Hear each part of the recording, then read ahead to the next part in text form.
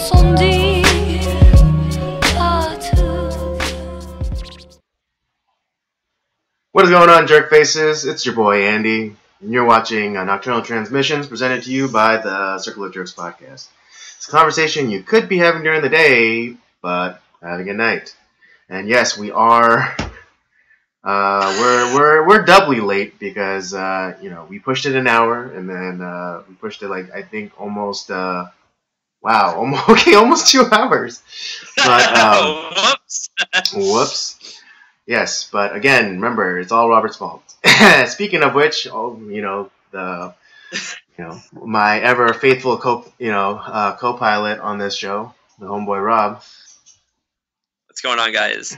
Yes. So, there's an anime I'm not sure if anyone's in the anime here, but there's an anime that I really like called Naruto, and one of the characters was notorious for always being late to stuff, and he'd always have some weird excuse of why he was late, and it's so for me, I was helping out a friend of the podcast that is going to be on the show here coming up, and just that's what I was doing. I was helping out some old lady or someone. I was helping this old lady across the street, and then then a fire, the building caught on fire, and I was, rescuing puppies. Exactly. So that's my excuse there. I was doing all sorts of stuff, and time got the better of me. Right.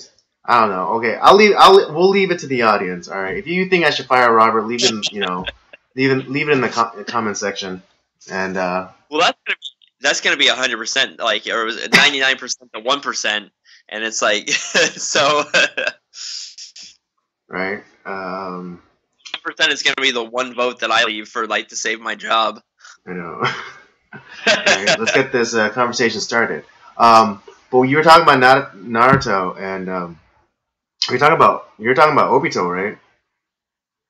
It wasn't Obito. Well, Obito had that was it was him. He initially had it, and then Kakashi eventually adopted it into his personality.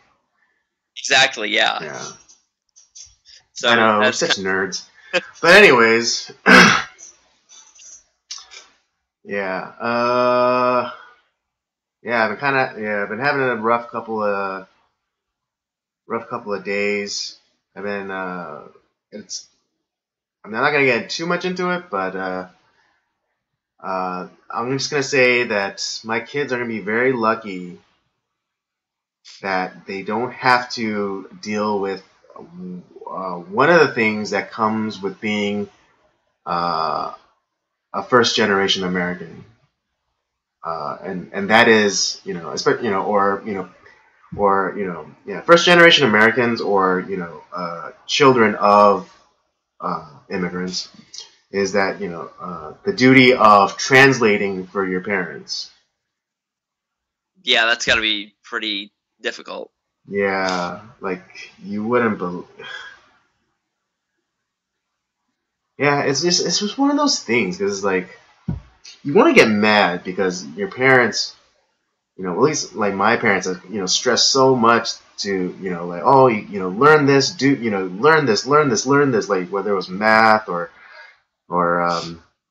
English or what have you, but they didn't really take the time to do it for themselves. And I'm not necessarily criticizing. It's just an observation, Right. And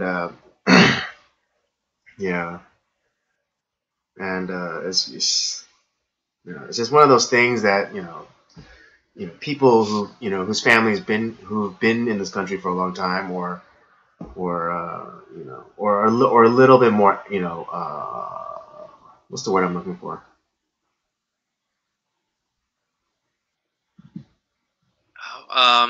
Assimilated. There you go. Assimilated into the culture.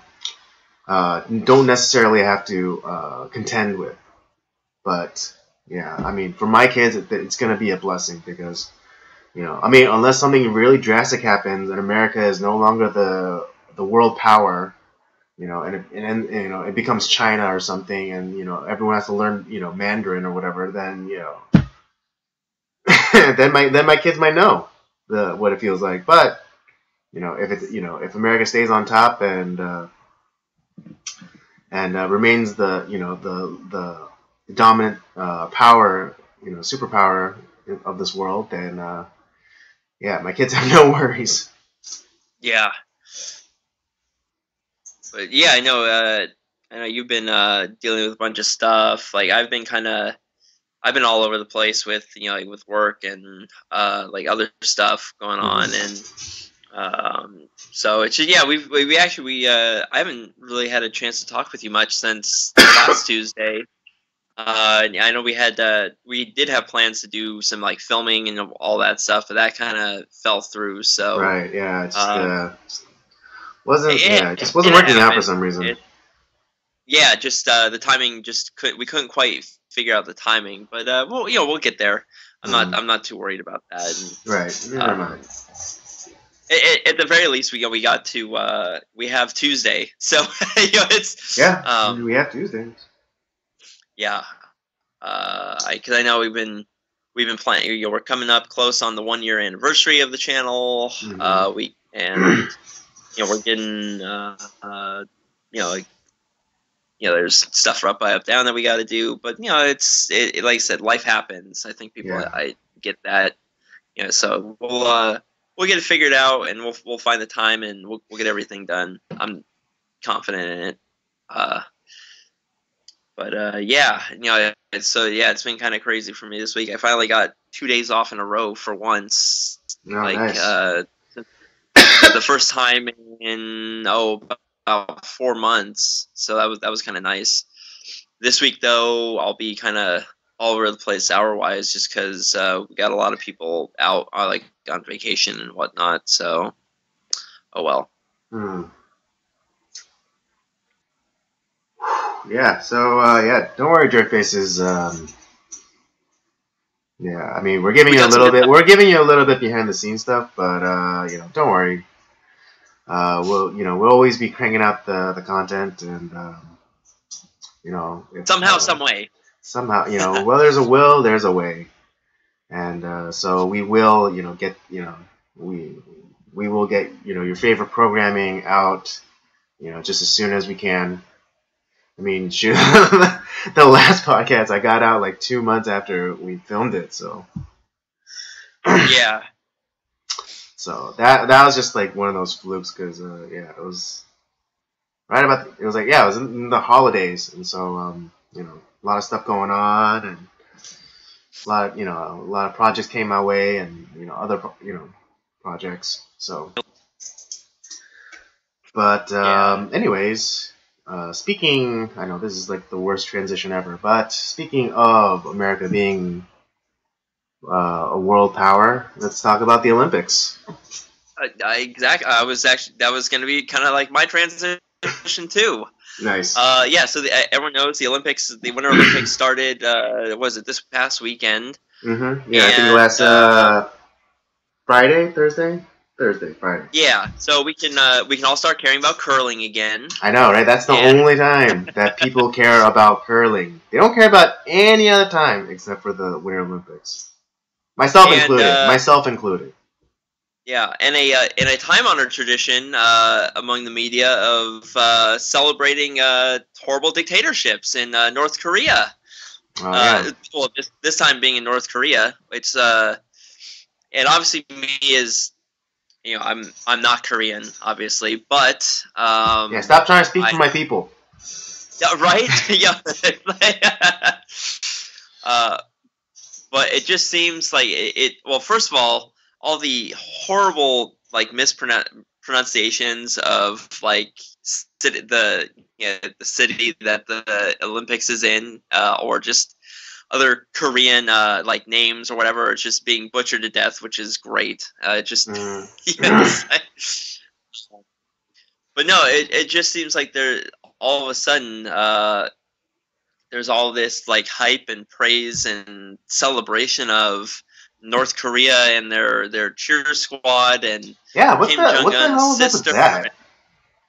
I mean, like, yes, these people who are Uh, there not willingly, they're there, knowing that there are guns pointed at their loved ones, and if they mess up, then yeah, then either they or their loved ones are gonna get the bullet. yeah.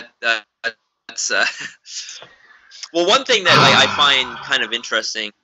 Well, because initially, like when yeah, I heard there's like that North and South Korea they were gonna walk in the opening ceremonies as a united country or under a united flag, which I was like, okay, well that seems kind of interesting. And then you dig a little bit deeper, and it's like, well, I had because I knew that the was it the South Korean like president or whatever was he's they're under a new leadership there now, and so I was like, oh, okay, maybe they're trying to work something out, or somehow, some way. And then you find out that it was all at North Korea's urging that they do it's that. like at their behest, their request. Like him, like Kim Jong Un sending out his sister. That's 100% charm offensive. He's like, oh, like you're a fat, disgusting slob. We can't have you, shaking hands with the South Korean president. Let's send your, mildly more attractive younger sister. Mildly more attractive is definitely the key word there. Yeah. But no, it was just once I found that out, I was like, well, yeah, that doesn't seem like it's a good thing. It just it didn't rest very well with me, because it's like, to me, anything that like horrible communism like them, like what's anything that they're pretty much promoting and like backing is probably something that has some sort of or like there's something sinister behind it in a sense, and I and as we can see, it's kind of same old for North Korea. No, but yeah, it's weird because they say that like especially like like with Trump, they say that Trump is like worse than Kim Jong Un. So you're saying that Kim Jong Un is only second, the second most evil person on the planet. But you're celebrating him, so you're still celebrating an evil human being. Yeah, pretty much. That doesn't make sense to me. North Korea, they're doing all right. They're okay. I mean, is it just me, or does that not make sense? Because because the media, they say like I forget who it was, someone on MSNBC, but they said like, oh, Trump is worse than Kim Jong Un. Okay, so you're saying that there's a list, and so you're saying that you're saying that Donald Trump is at the top, and then under him, under Donald Trump, or somewhere within like the top 5 or 10 on that list, Kim Jong Un falls. So you're still admitting that Kim Jong Un is a bad person, yet you praise him for why? I mean, if he's such a horrible human being and a human rights violator, then why are you praising him? Yeah, it's just it's pretty awful to see that, and yeah, well, I think CNN had tweeted out that was it like Kim Jong Un's sister is stealing the show at the Olympics, and like all this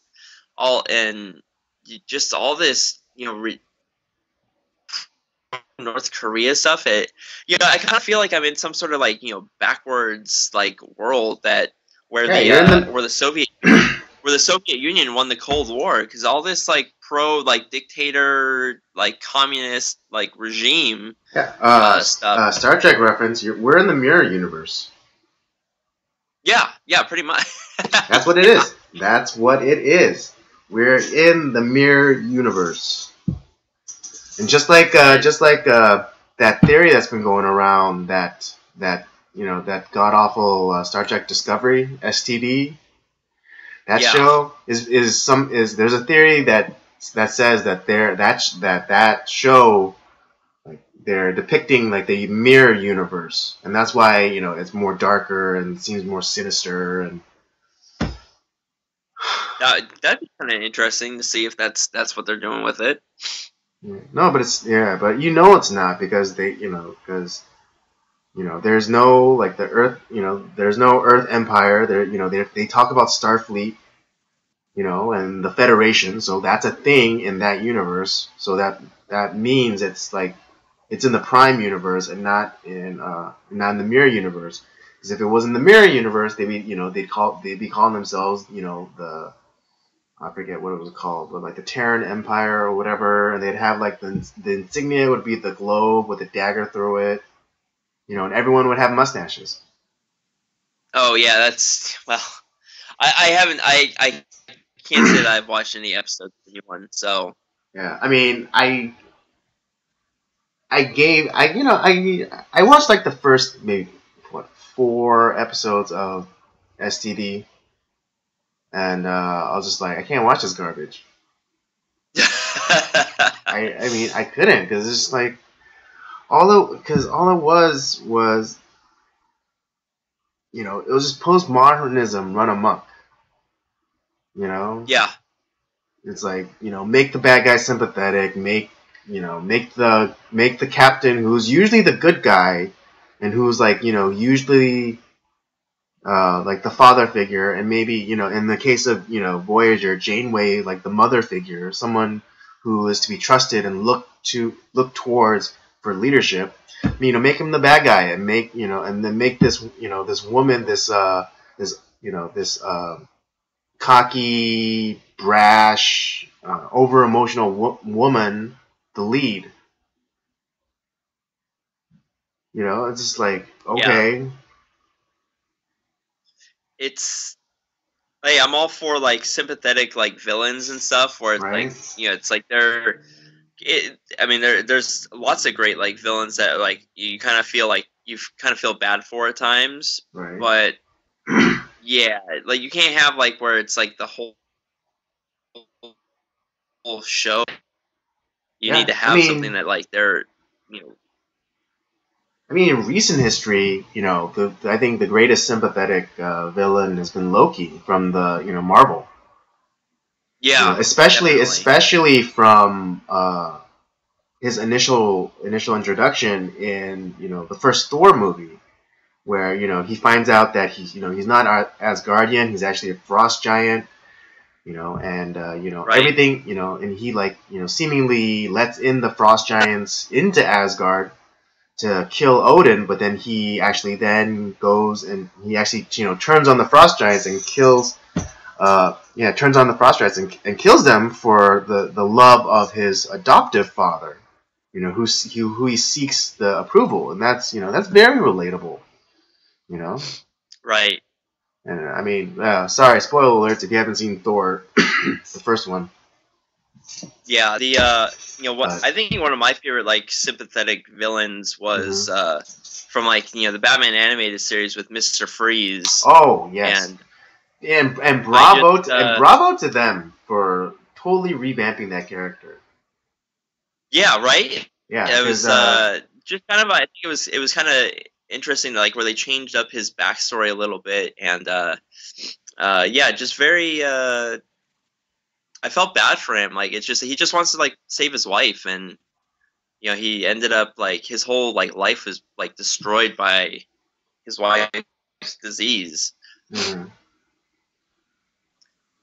Yeah, and absolutely. Actually, he was like a 2-bit. He was a 2-bit, villain in Batman's Rogue Gallery. But then when they did the animated series, because like the first time I was introduced to Mr. Freeze was through the old Adam West Batman show, and he was like this kind of corny, like clown, right? And it was just like he was just like he was very much like he was very much in the style of Schwarzenegger's Mr. Freeze. Yep. With the bad puns and just like the campiness, but when they did the animated series, really bravo to them for making such a sympathetic villain, because he's really only doing this to like save his wife, and You know, and like he didn't start off a monster. You know, he was turned in. He was quite literally turned into a monster. You know, through the from because of the evil of somebody else. Yeah, so it was people that had preyed upon him for like for his dedication to his wife, and it's just it was very very tragic, and became a very tragic and sympathetic character. Speaking of like with Batman and stuff, I've recently been playing some of the Batman Telltale series, and I guess and I haven't read the newer Batman comics yet, but the story they've kind of flipped the script a little bit. Where, certain characters are a little bit different. Where I think in this one, Harley's kind of been is more of the aggressive type or whatever. She's the leader of kind of where Joker would have been the lead in a sense as a bad guy, and Joker is actually much more of a sympathetic character. He's he's crazy, but he's not. He's struggling with being a good guy or a bad guy in a sense. So it's kind of it was kind of interesting to see that, and this one obviously plays up the more of the story of Lucius and Alfred and how involved they are with Batman and stuff like that. So yeah, it's just kind of an idea of just seeing characters and that we all know and love in a little bit of a different light. Mm-hmm.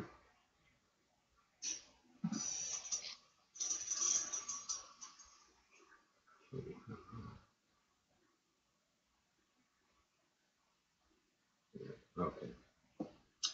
Oh, sorry. Yeah. Yeah, I think there was what is it? One of the comics recently. They totally ramped up Harley Quinn's crazy. Yeah. And I think in the don't hold me to this, but I think I remember hearing the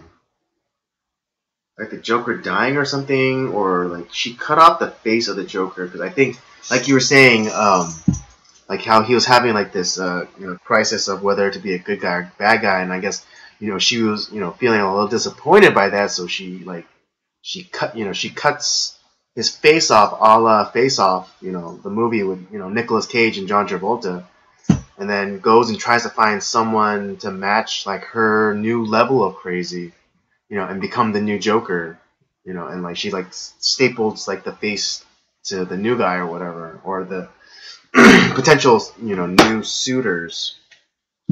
Yeah. But don't hold me to that. That's I think that's what's going on, but don't hold me to that.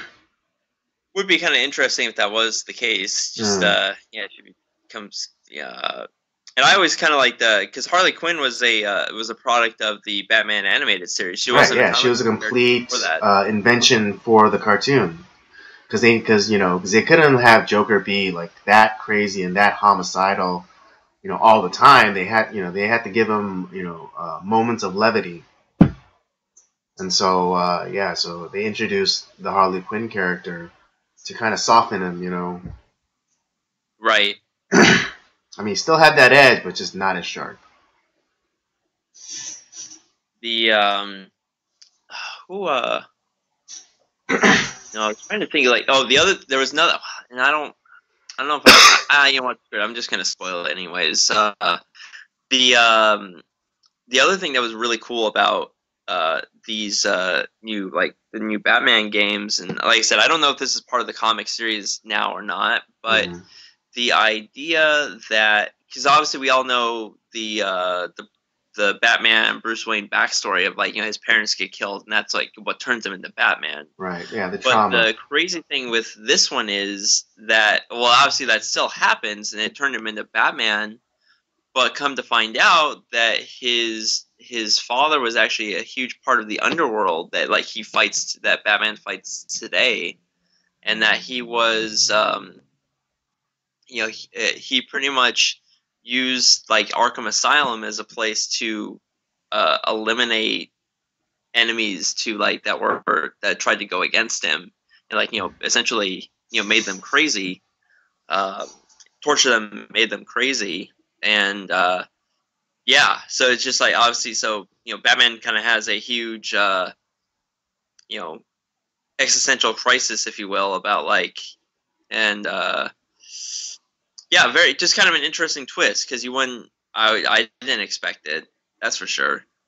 Hmm. I don't know. I just see it as another. I just see it as another postmodern, uh, postmodern wrecking job of a good decent character, and they have, of course, they have to make him some kind of damaged, or or or give him some sort of corruption, or corrupt him, to seemingly make him interesting. I mean, I'm not saying, okay, it's a pretty interesting idea. I'll grant it that, but the whole impetus for Batman was that his parents were good, good people, and they were victims of like the senseless street crime, and that's why he dons the cowl. Right. But then just going back, and I mean, I know this is the thing that they do with comics, all the time. They reboot the series, and they retcon some things,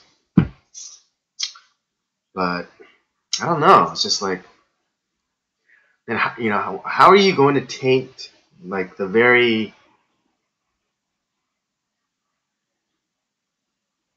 like how do you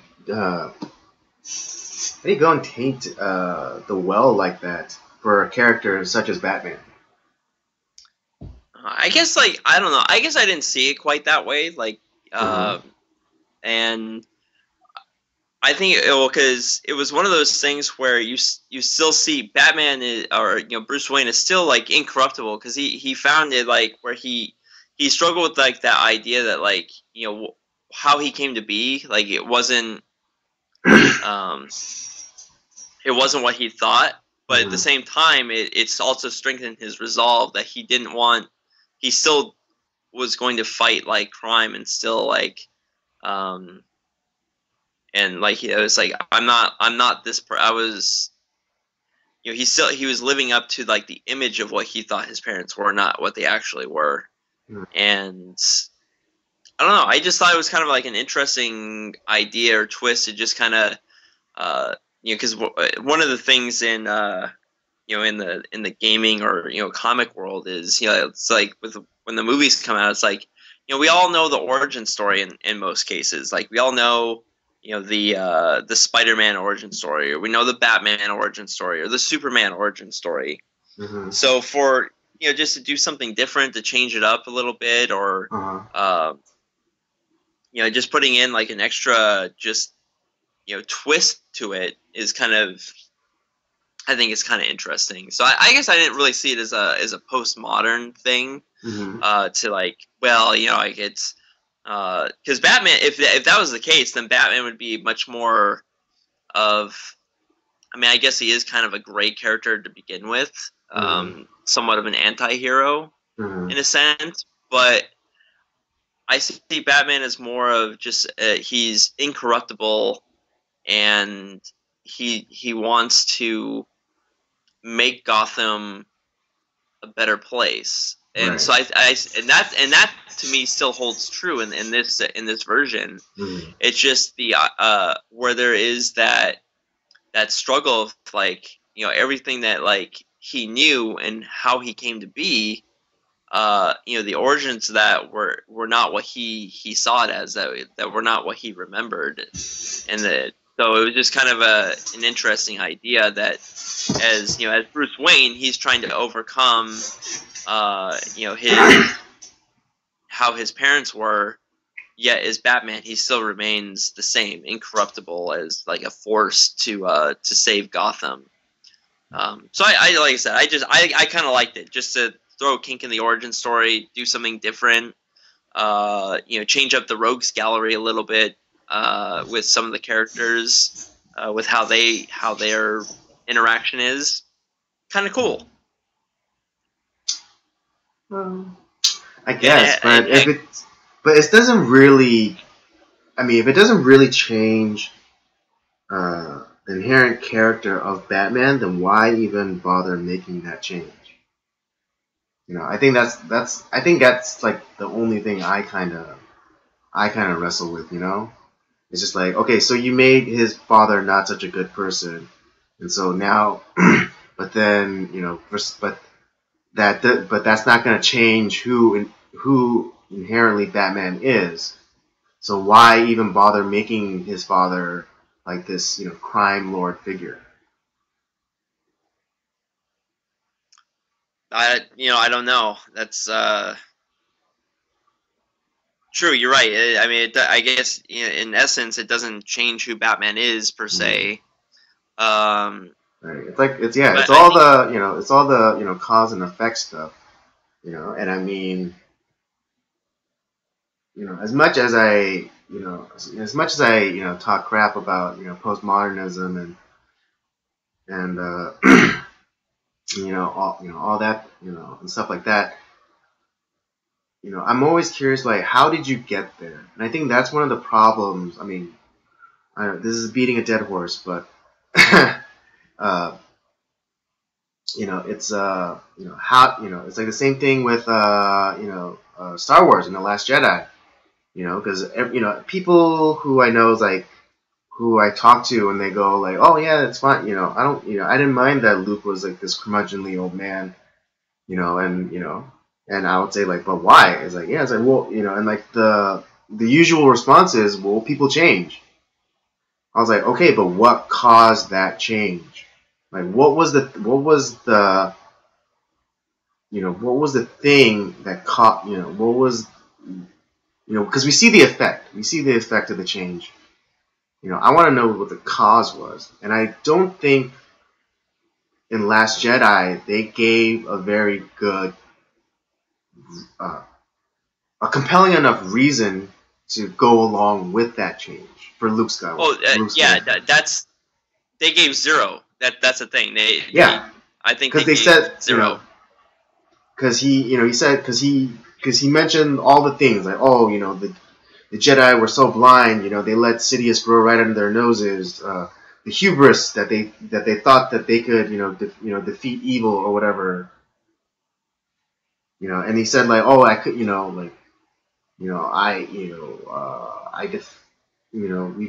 I blew up the Death Star. I killed Darth Vader, and then Legend was born, and I couldn't live up to that legend.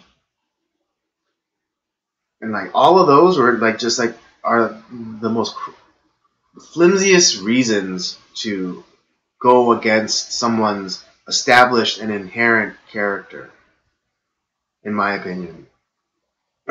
Because you see, because you see in Return of the Jedi, even he just in the duel with Darth Vader, he overcomes him, he overpowers Darth Vader. He uses his anger, and the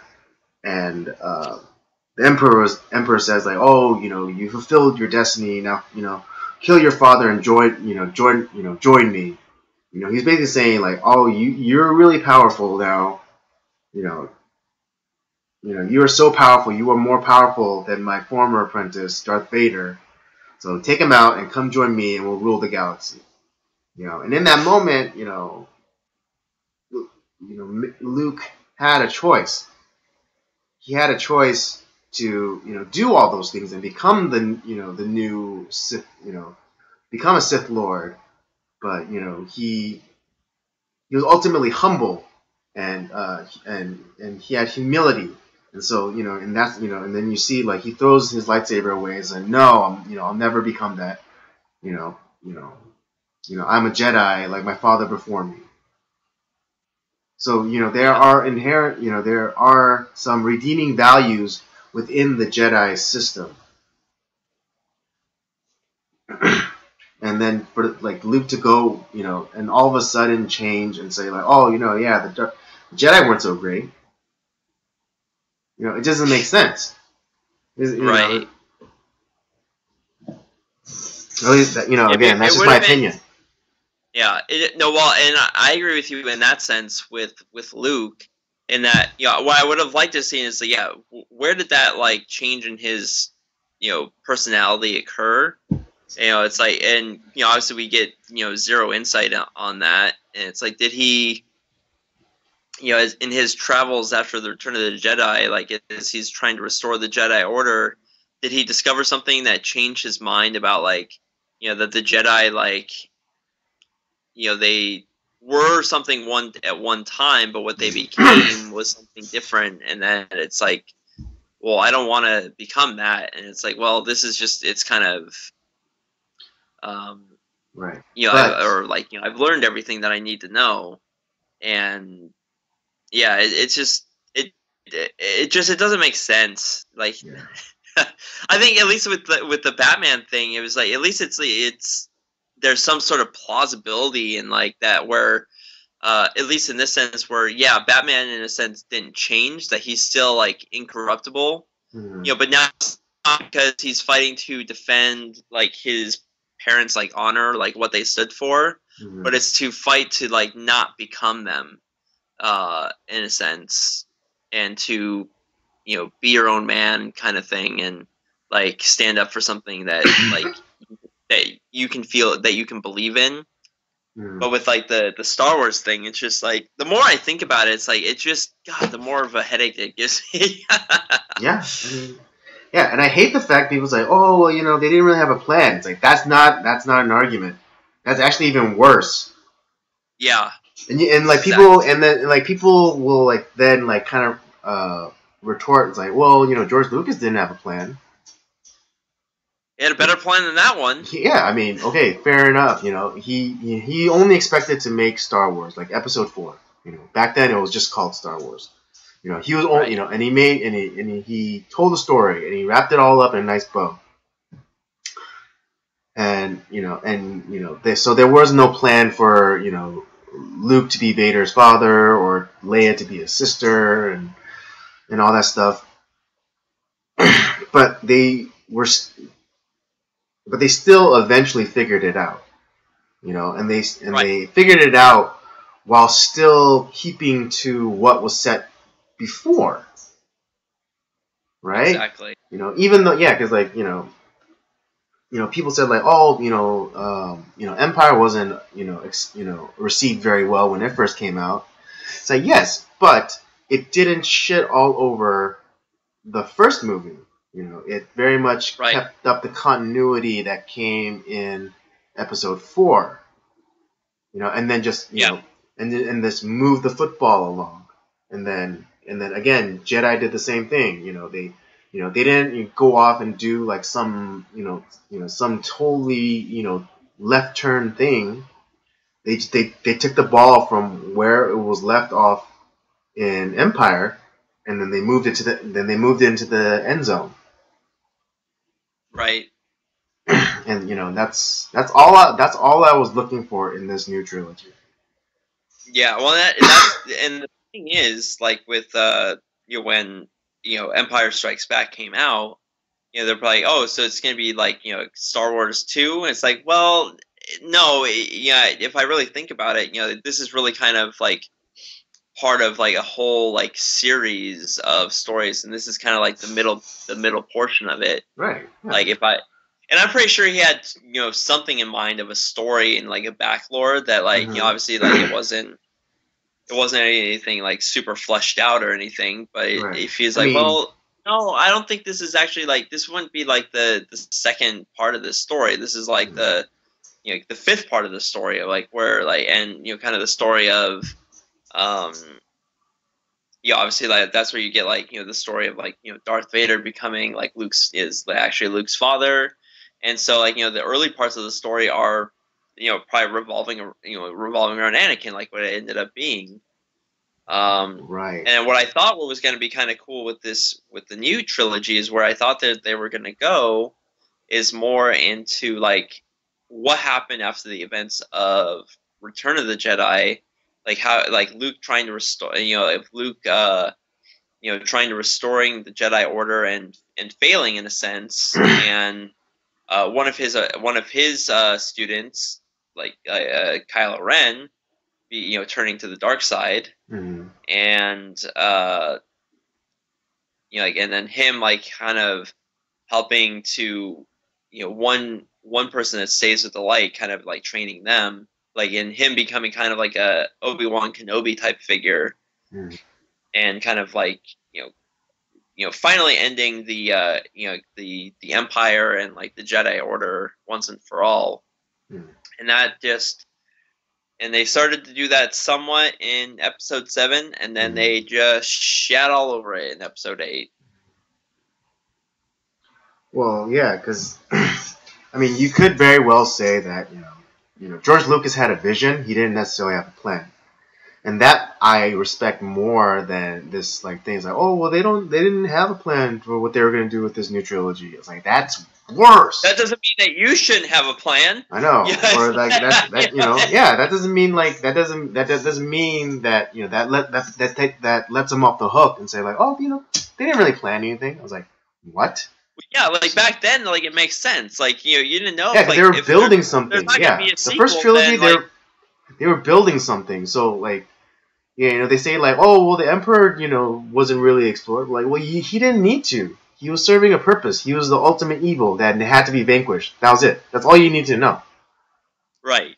In this but then in 7, like Snoke was, all these like things were like hinted at. Like, oh, I was there. To see the fall of the the Republic and the rise of the Empire and da da da da da da. It's like so this guy has been around like in the shadows. He was there some maybe in the background like maybe Plagueis. Yeah, exactly. And so there were definitely things like that were hinted at and set up to be carried out and fleshed out in the subsequent films. But that didn't happen. No, the thing is, like, it's nowadays is like Star Wars is an established like franchise that people care about. You can't go with no plan. Can't exactly. You have no excuse to go without a plan. That's just you're just being kind of an asshole at that point. If like, well, fuck it, we don't really give a shit about the franchise. We'll just we'll think of something. Right. I mean, like, when I heard someone say like, oh, but they didn't really have a plan for this new trilogy, I was like, how does that make it better? It doesn't. How does that justify what we got in Episode 8? Yeah. It doesn't. If it was something brand new, like a brand new idea, like a different type of movie, yeah, fine. Right. Like and that's the thing. Like if they called it something else, and there was no hint, no trace of Star Wars in that movie, I might have enjoyed it. I wouldn't be saying I liked it. I wouldn't say that I liked it. I would have maybe enjoyed it.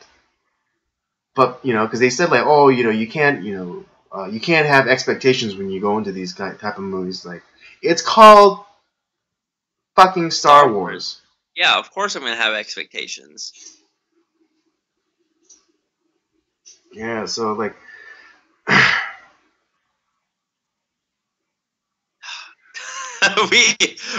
we got brought up into an anger about Star Wars. I know, it always happens. We're still not okay with it. That's how you know. It's been 2 months, maybe 2 months. Almost. It's been 2 months since it came out. And I'm still pissed off. I know that's how much I'm paying. That's how much we are in pain.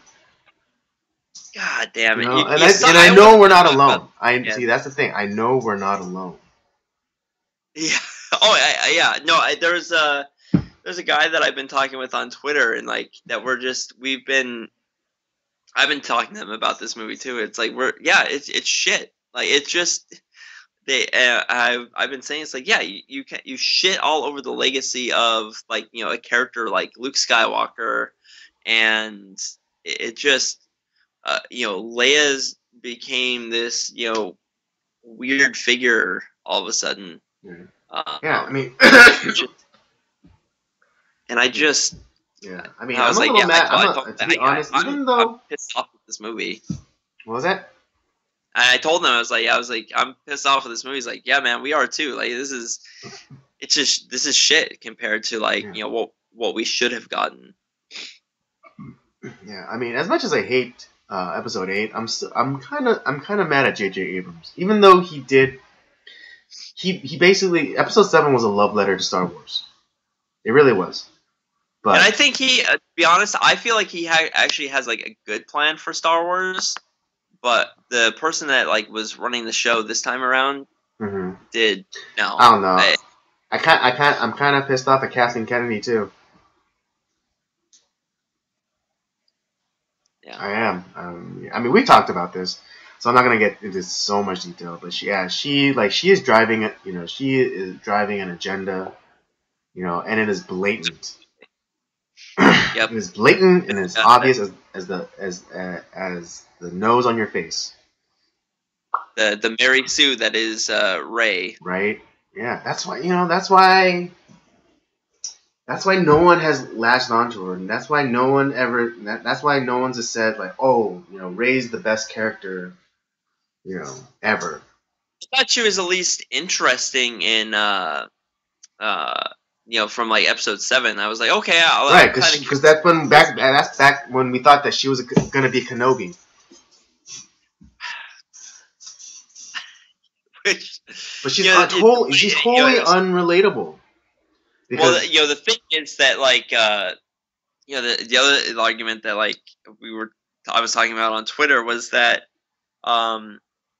it's you have like Anakin Skywalker, who was the Force, like for him, the like Force incarnate, basically.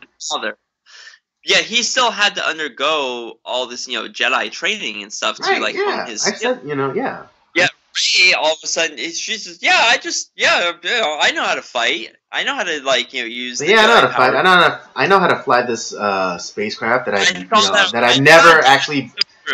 Yeah, I know how to fly this thing, even though I've never been in a spacecraft. I know how to fix this thing, even though I may be vaguely familiar with certain components. It's like, yes, I can do the Jedi mind trick, even though I've never even heard of it. And I've never even heard of the Force until like a day ago. God.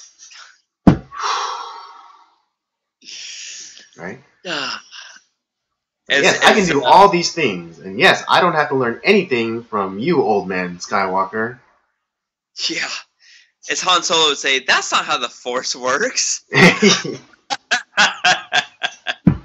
Yeah, because she doesn't have. Because the thing with Luke is he went through struggles, he went through trials, and he's gained, he's learned. She just knows everything already. Like, how is that even an interesting character? It's like, I just know everything already.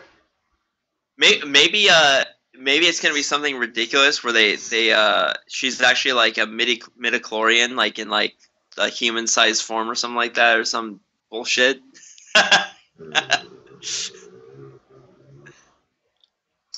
Remember like the whole like midichlorians thing from like episode 1? I mean, there are no worse.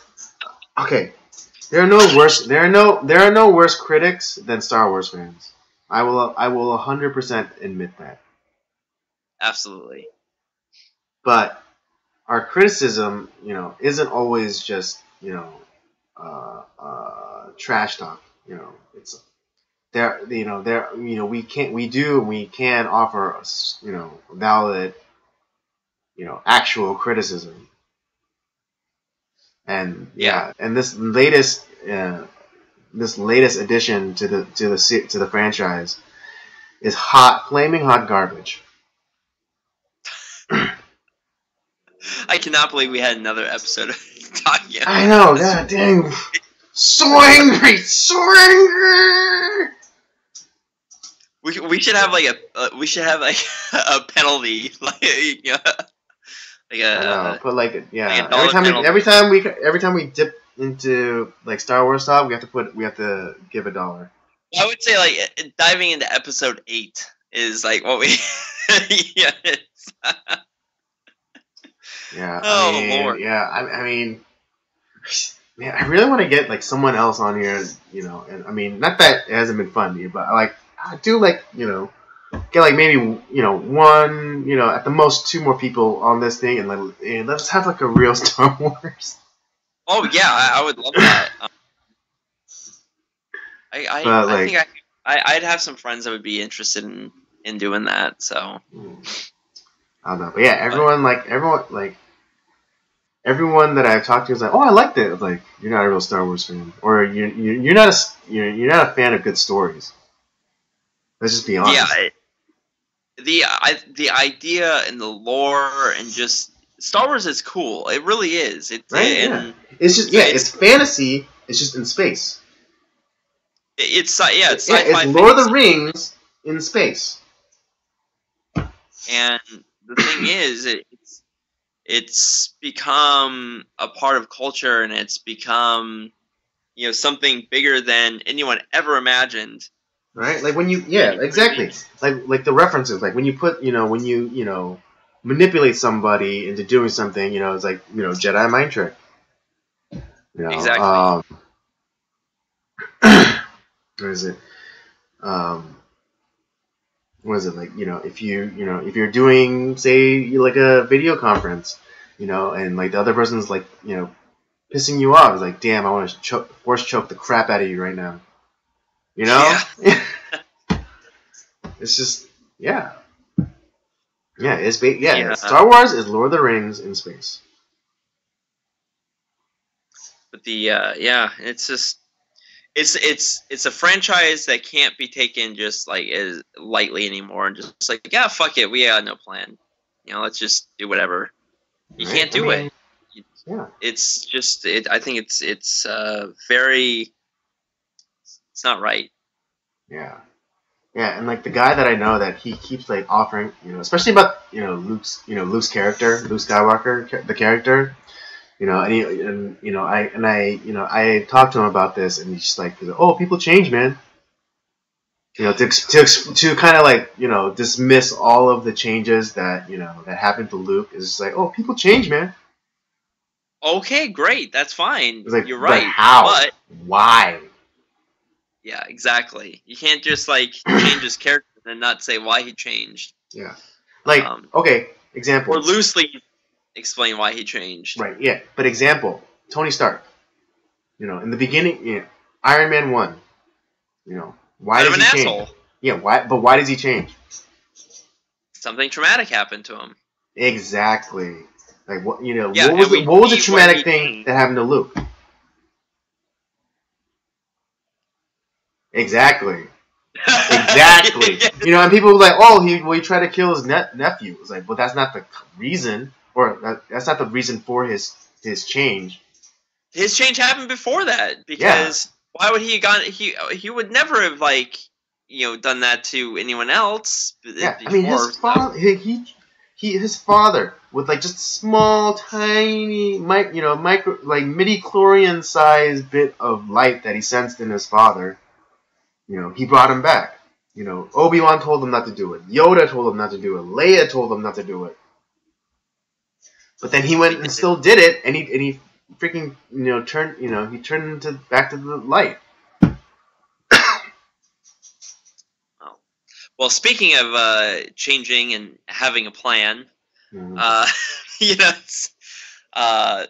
don't know if you're I know you're aware of it, but people out listening to us, there's a guy by the name of Dr. Jordan Peterson, who and say what you will about him, I personally think he's a very fascinating individual, very brilliant, has a lot to say, a lot of good things to say. And he does a thing called the self-authoring program, which essentially what it is something where you kind of write about yourself, your life, and kind of looking back. You can kind of do like a looking into your past, like the things that might hold you back from doing things, past failures, wrongdoings that have happened in your life that still affect you today. looking into the present, like like what you're doing, like or like some steps to like to look forward to, like to help change you. Like, hey, I'm wasting time here, or I'm not doing this, or I'm not doing that. And then looking kind of to the future as well, and like planning your life out, like what do I want to accomplish, what makes me happy, kind of thing. And I've been kind of thinking about like maybe trying that out and seeing like what maybe like by writing something out, like by having, I mean, I have a plan, I kind of have a general direction that I'm heading towards, but uh, by like maybe like writing it out, I think might actually be helpful. And because I think like it's kind of like it's a private thing, yet at the same time you're turning something into like, and you're having it evaluated, and like where like this program kind of like helps you out a little bit in that sense, like, and gives you, I think, some suggestions and help in certain things. And yeah, I mean, I've been thinking about doing it for myself, but we recently, like, I've been talking with my girlfriend about it too, and I think it might be something. She's one of those people that she's a lot smarter than she really thinks, and is really has. You might think differently, Andy, but I think she is, and I'm joking, of course. Yeah, I know. But she doesn't have like a ton of confidence about herself, and I think by maybe like writing something out and like kind of shooting for something, like just by having it like written down, like, hey, you know what? Maybe I can do this. And she like kind of looks back at like things in her life, and at the present, I think it might help her like kind of be more focused. And I don't know, maybe just like I think it'd be something good for anyone to do. Just kind of write everything out and think about it. Yeah, I mean, I'm a big fan of Dr. Jordan Peterson. He's just like he's a very fascinating human being, in general. And yeah, I mean, I mildly regard him as kind of like a prophet. He's on that, like, he's just on a different plane of thinking than everyone else. I mean, yeah, and then like his latest book that he wrote, 12 Rules for Life. I mean, one of them was always tell the truth, or at least or don't, or at least try not to lie. And it was, and then he recently clarified that, and I thought it was a really fascinating take on it, because he said, like, sometimes we don't know if we're not telling the truth, because we might say something thinking it is the truth, but it just it's just because we're ignorant, and we don't know that it's not the truth. But we do know when we're lying, because lying is a willful thing. It doesn't happen by accident. You're lying, and when you're not lying. And I thought that was such a fascinating, fascinating fancy word for amazing thing. Yeah, because there was along.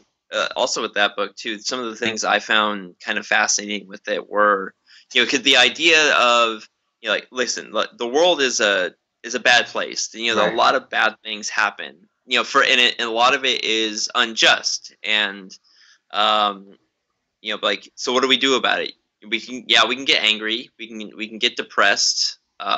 We can lash out at others. Mm-hmm. Or and this is where, like, I'm not necessarily sure about concerning his belief system per se, but I know he's very fascinated by Christianity and Christian thought in a sense. Mm-hmm. I wouldn't necessarily agree with his theology, but the idea of, like, or we can do, like, kind of like what Christ does, and, like, and what we see in the Bible is that we can accept it willingly and just deal with it, and use that unjust things in life to become better and to do better things. and let it shape us and make us like better people. And I think obviously that's a great way of looking at it. And the other there was something else too, like there was one other thing that he was talking about concerning his book as well, and saying like in his readings of the Bible, like in reading through like Matthew, and I think it was Matthew with like the Sermon on the Mount, and like how like like the meek shall inherit the earth. And I had to go back and like do a word study on meek, but I heard him talk about this. Yeah, okay. You heard him on the Joe Rogan podcast then too talk about this, right? Right. Yeah, how meek doesn't really do mean what we think it do does. justice, or he doesn't. Hold on. Yeah, the word meek doesn't really do the idea the idea that Christ was trying to convey, justice. Right, and I know like in the sense that Jesus was using is like meekness is not weakness per se. It was more of you still have strength and the ability to use that strength, but choosing not to use it. It was kind of like that was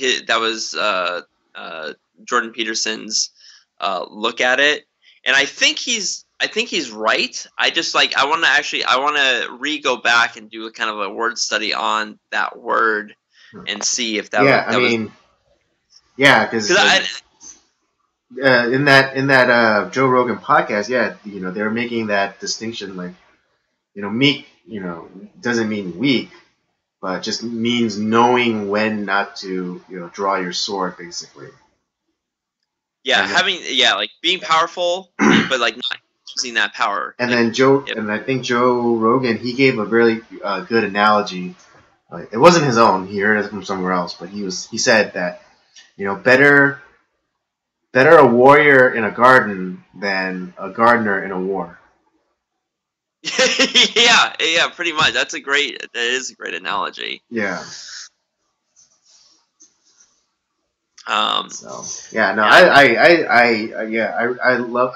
love that man. I love Dr. Jordan Peterson. He's someone that I look up to a lot. And like I said, I'm not necessarily sold on his theology, but I am sold on the way that he thinks and his ideas. Right. And I think it's just good general like wisdom in a sense of like just kind of take care of your life, do something with it. Like don't if you're not Oh, I was just gonna say, he did an interview with Dennis Prager, and and then kind of like closing out the interview, Dennis Prager asked if he was religious, and Jordan Peterson is like, "Oh yeah, I am," and Dennis Prager is like, "Yeah, I knew it, I knew it." It's like because because I think it's like the truth and like the wisdom that that you speak can only come from like a divine kind of and I definitely believe that. Yeah. I just he's not necessarily like like what you would necessarily see as like a kind of like an evangelist per se, right? But I think he does a lot. Very biblical. I think he does a lot to advocate for the principles and the teachings of the Bible.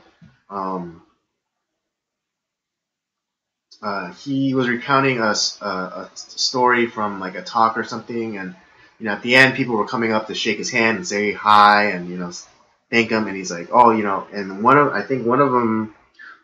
the attendees was saying like, oh, I was never religious until after I heard your your speeches on religion.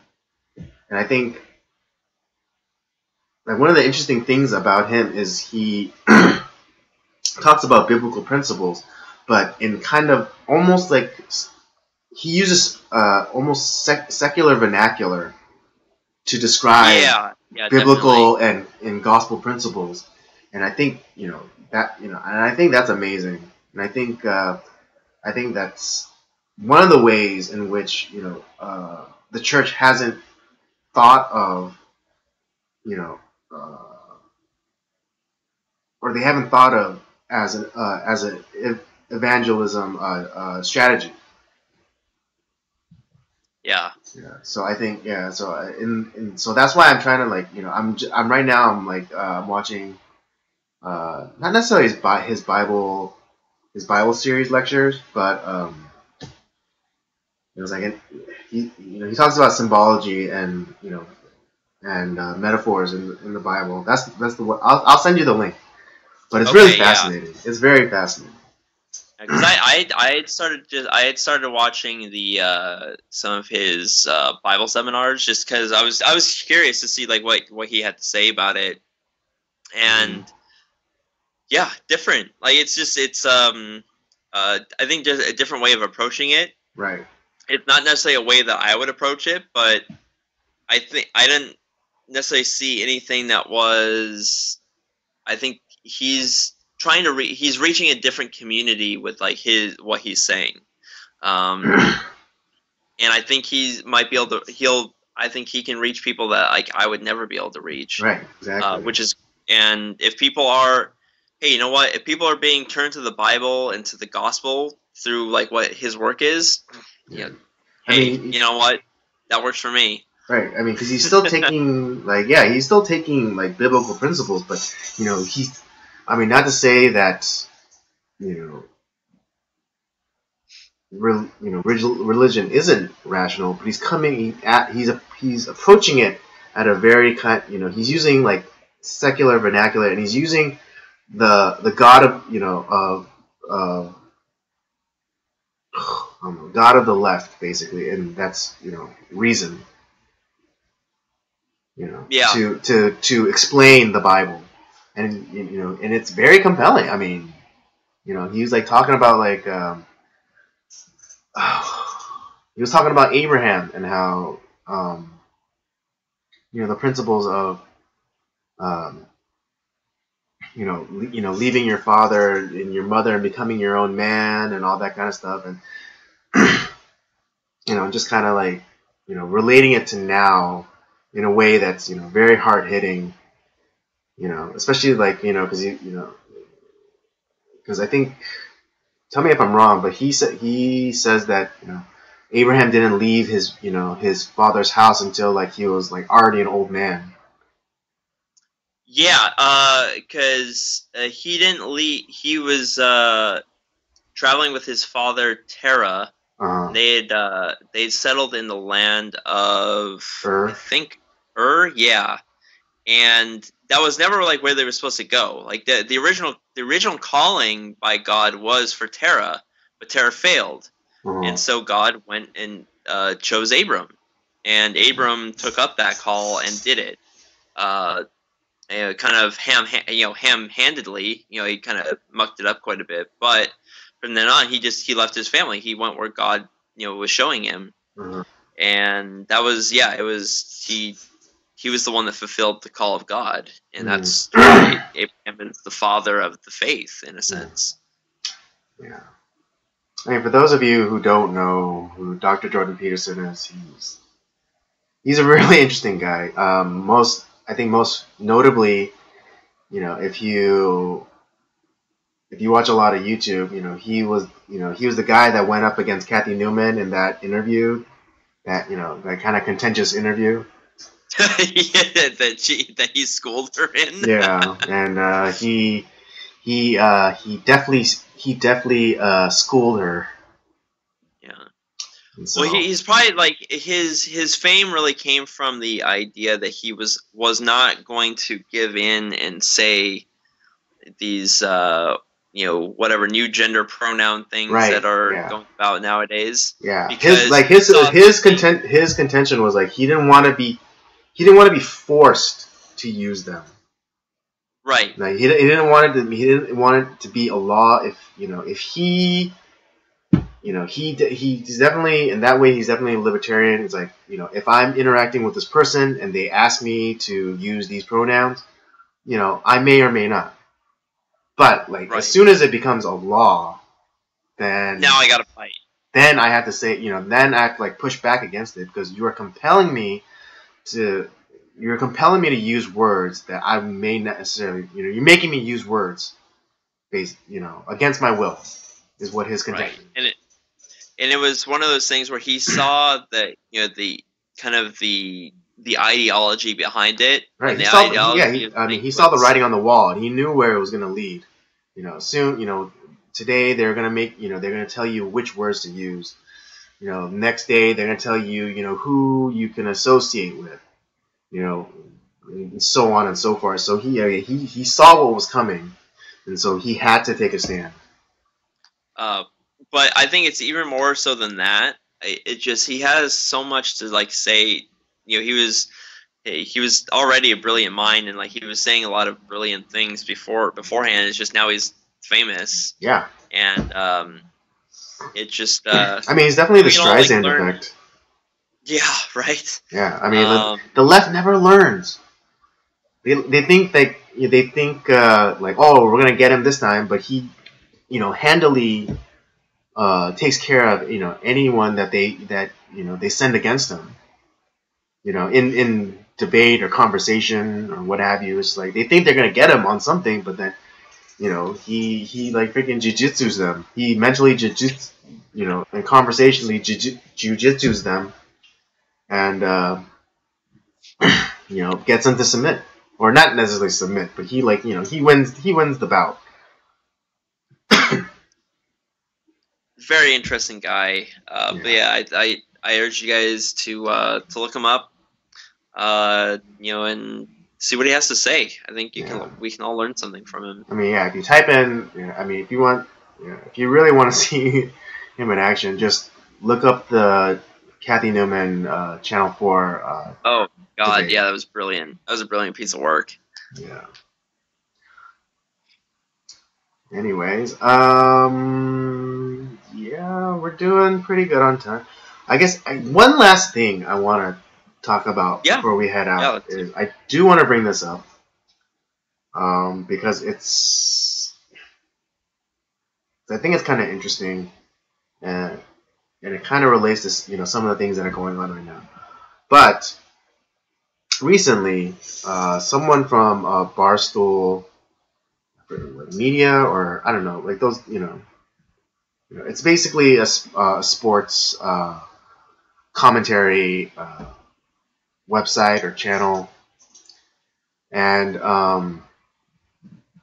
one of the commentators made a slightly sexual comment about recent gold medal Olympian, Chloe Kim. Oh boy. And all right. And people were none too happy about it. Like I think, okay.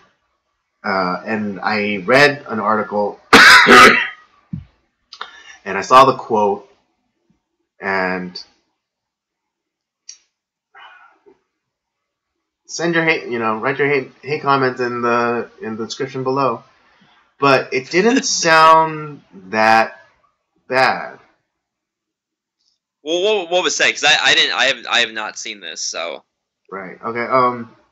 So they're basically commenting on the Olympics, and they're they're commenting on the attractiveness of Chloe Kim.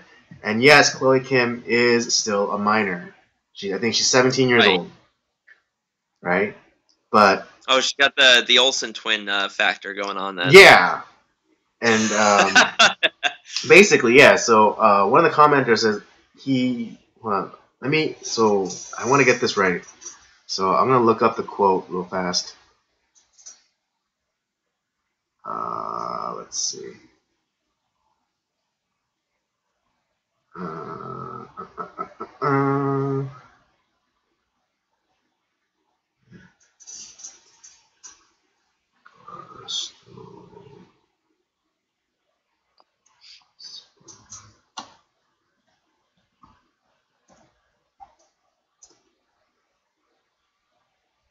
Okay.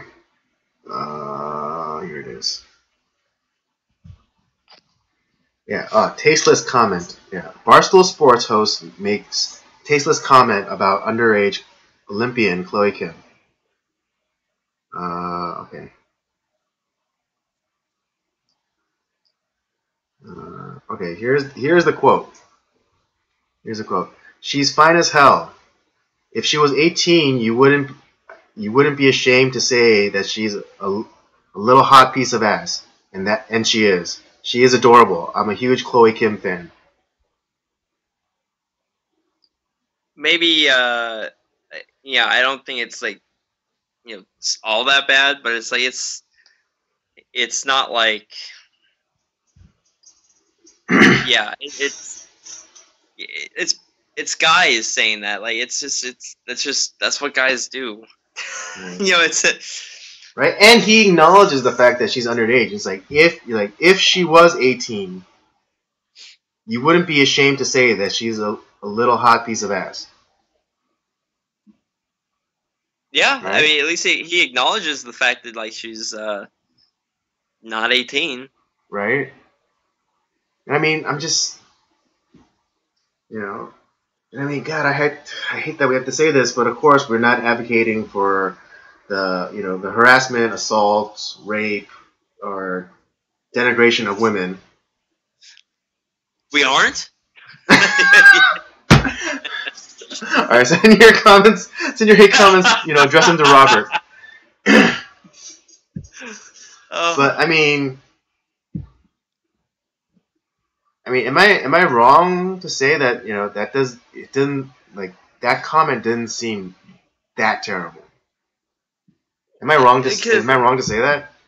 It's funny because I remember like from, what was it, like 10 or so years ago, like that was, I mean, definitely, like, Chloe Kim is much more, I think, much prettier than the Olsen twins, but like that was kind of the same thing that like everyone was saying about like the Olsen twins or like any of like these fairly attractive like Disney stars or whatever, like that. Or like Britney Spears was another one, like that she was like underage when she started her career, and everyone's like, "Yeah, I'd want to fuck her." It's kind of really kind of crazy shit. Whereas like this seems fairly tame in comparison, but with the how things are nowadays, it's kind of like one of those in this post Weinstein world, Right, right. Yeah, and that's that's what I wanted to address because I mean Matt Damon said it himself, like we have to make a differentiation from hand on the shoulder or knee to like holding down a woman and forcibly and forcing yourself onto a woman. I would agree with that. I think But like, fair. here's the thing: like that very reasonable and nuanced, view on the subject, got him like roasted online. People were saying well, like, I remember. Yeah. I kind of unfortunately. right, and I mean.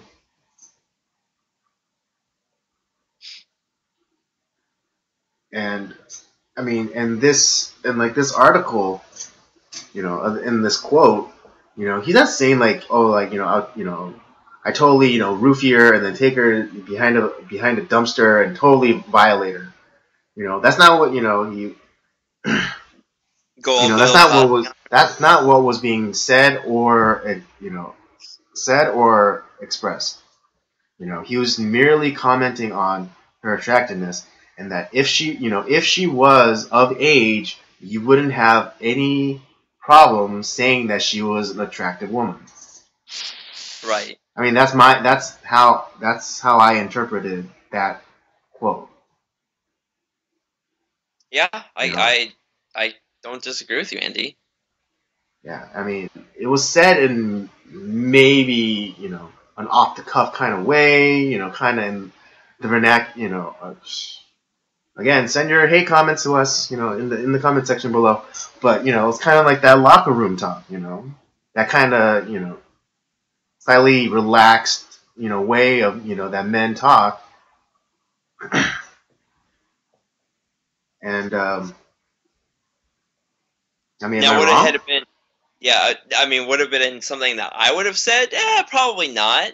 Like, unless like, especially not like in an article or on air or something like that. Yeah, I mean, because hold on, let me see. Yeah, it was during.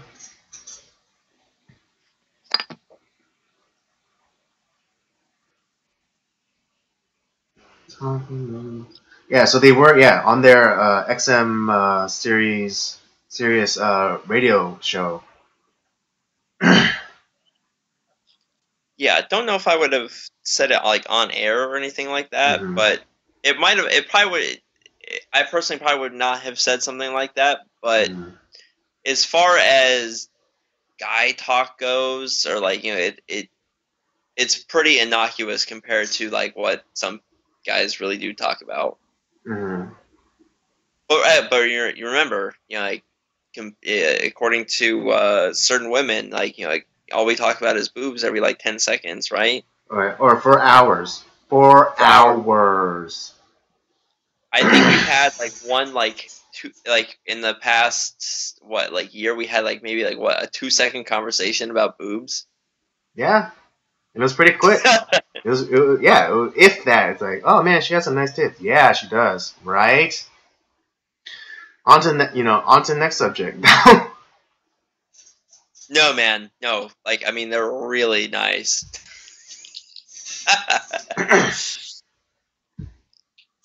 So, yeah, I mean, we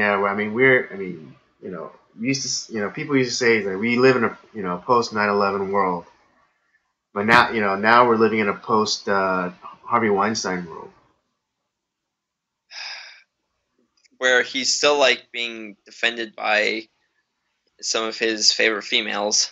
Right? Yeah. I mean, wait, is is Streep still friendly with him? She hasn't Oh denounced no, him. wait. Because she latched onto the Time's Up thing like last minute. So probably not. I Oprah have a too. feeling. I have a feeling one of the, but she's still like lauds Roman Polanski. So I mean, God, yeah. so Wait, who's that me, guy that? What? who I think is even way more deplorable than Harvey Weinstein as a person. Oh wait, it was a Quentin Tarantino that But was talking about Roman Polanski. It's like, oh yeah, that she wanted it. Like it's like, of course. It's like, are you fucking kidding me? Yeah, like, well, I mean, a 13-year-old wanted it. Yeah, I mean, it was done like it was. He was on Stern like what was it like 15 years ago saying that, but still, it's like, okay. Yeah, I mean, it's like, okay, it happened 15 years ago. Maybe he, his view on the subject has changed. It's possible. I doubt it, but yeah, sure. Right. But even if it wasn't, then it's like, who cares? Yeah, but yeah, Roman Polanski is a shit bag. Agreed. I mean, because here's the thing, he pled guilty, right? Well, but yeah, he pled guilty, but he fled the country, so like, right, and then like he was supposed to come back for sentencing, but then he like booked it over to Europe to a non-extradition country. Yep, and he hasn't come back. Yeah, has been living there since. Like he still makes movies. Yeah, wasn't Roman Polanski? He was married to wasn't it Sharon Tate, like the chick that got killed by the Manson family? Was it? I think that's the case. Maybe that like turned him all weirdo. Huh. I think that's I had to look that up. Maybe somebody can comment below after this, but yeah, it's I think he was married to Sharon Tate, and Yeah, and like, so yeah. I thought that I knew there was something. Oh yeah, you're right. Yeah. Okay, you looked it up. Yeah. So I thought so. Yeah. So he did have like normal relations with somebody at some point. Yeah. Somewhat appropriate for his age. Yes. Yeah. Yeah. Sharon Murray Tate Polanski was an American actress and model during the 1960s. Yep. Mm-hmm. But yeah, I don't think it was that bad of a statement. Just maybe a little bit off color or out of taste. Yeah, I mean, Maybe something that like as far as a comment goes, not bad. Maybe not necessarily something that is appropriate for like a radio show, uh, or or some sort of like program like that. right. I But mean, if he said it like while they're on break or during a commercial or something. that's different. Like I'm totally fine with that. The only thing that I'm like kind of like, maybe like maybe read the room a little bit. Like maybe that's not something we should talk about on the air. Maybe, or even just phrase it differently. It's like, wow, she's a very attractive young woman, and when she gets of age, I might drop her a line. But then again, we get to the whole word policing stuff, and Yeah. Well, like I said, I'm not saying like well he shouldn't have said what he said. It's just like I have no problem with that. It's just more of there's some things there's like what you say like on the air I think is like it's a little bit different because you're not just having a conversation among friends. You're talking to potentially millions of people. right. And I'm sure whatever I'm sure the things that we've said on here are going to be taken grossly out of context. And thrown back in our faces. Yeah. Oh, remember from like 4 years ago when you guys said this? Is like no. I know. I mean, hopefully by then we've done so many of these. The library the library would be very big, and so certainly hope so. And so, yeah. So we came right back to circling back to the Olympics. I like how we we started with the Olympics. Yeah, right. We bookended it, right? We start off with the Olympics, we end with the Olympics. So, yeah. See. Sometimes we do plan things out. I mean, not necessarily the time thing, but some things we plan out. I did have a plan. Unlike Disney with with Star Wars. Oh yes, I did go there. God, I'm not even going to address it anymore. I don't need to get my blood boiling before I go to sleep. Right? I was like during that whole chunk of Star Wars talk, I was like I could feel it. I was like getting antsy. I was like I need to stand up. I need to do some pacing or something. I was just getting. I need a drink is what I need when I start talking. I was definitely getting riled up. Any final thoughts? Not really. Other than I guess two things. With hey, check out Dr. Jordan Peterson. Check out like those programs like the self-authoring program, or his book. I think if you're looking for making some changes like this, that might be a good start. And of course, coming up on Thursday, go ahead and check on Up by Up Down if you want to get some fun gaming action. Getting close to the end of Super Mario 3 for the Famicom. Having a great time playing that game. And always like, comment, and subscribe our stuff. All right, folks. Definitely. What? I know Andy's been I know you've been fishing for hate comments the last few weeks, so go I ahead know and I leave those. haven't. I know I've been trying to be. I'm trying to be a little bit more controversial, so people, like, I can't believe you said that. Oh, you know what? You know what's gonna be great is like when they get the all caps like in like concerning you or me on something. It's like you know that they were like they're really pissed. Yeah. I don't know. I feel that sometimes I think my disability, nullifies any any kind of criticism that Oh, or no, I hate had that to. people might want to throw at me. It's like, oh, I disagree with what he's saying, but he's disabled. Oh, that the what is it the what's the word I'm looking for? Huh? There was a word I was looking for. I'm it's late, so I'm drawing a blank. But so I guess it looks like I'll have to be the controversial figure at some point then. Yes, you'll be the one. Because according like the way that America is right now, I'm the most evil person around. Yeah, Like yeah, you are. Yeah, you are the most evil person in the world, and yeah. What am I? I'm like, I don't know. My victimhood stack isn't that strong though. Because I'm true. still a man. Because I'm still a man. I'm still a man, and I'm Asian, which they basically lump us in with you guys. Oh, you cis male, you. I know I'm a cis male, Asian, but yeah, but I'm disabled. So Just say you're North Korean, then they'll start celebrating you.